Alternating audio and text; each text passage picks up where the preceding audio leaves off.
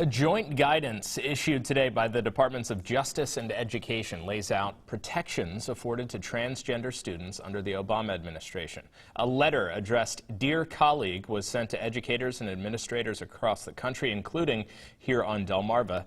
This comes amid legal saber-rattling between the federal government and North Carolina. 47 ABC's Lily Zhang joins us now live in the studio with more on this evening. Lily. Hey, David, that's right. This letter explains the federal government's stance when it comes to restrooms and locker rooms, clarifying schools must permit transgender students to use ones consistent with their chosen gender identity. And while officials insist these are not new laws, we spoke to a local school district and residents who appear to be divided on this issue.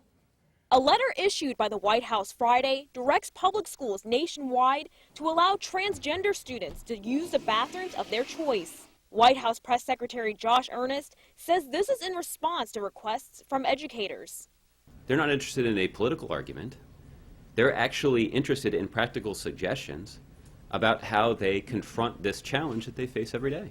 The joint guidance by the Justice and Education Departments aims to protect transgender students from discrimination by letting them use the bathrooms and locker rooms that match their current gender identity. The guidelines are just that, guidelines. They have no legal bearing, but there is the threat of lawsuits and funding cuts. The move cheered by some.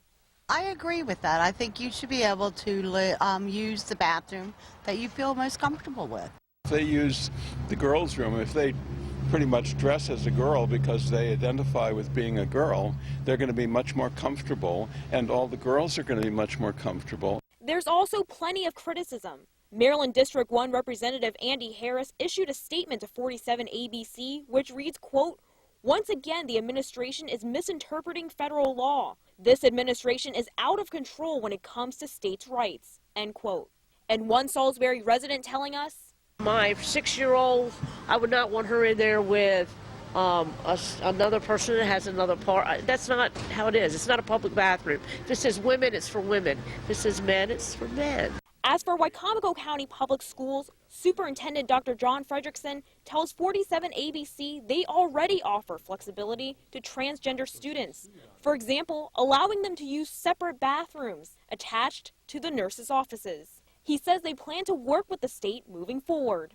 The State Department of Education for Maryland has asked that we wait for a little while before we really make final decisions on terms of the details of how we do that, because we need to actually write policies so that we can be guided by policies and procedures.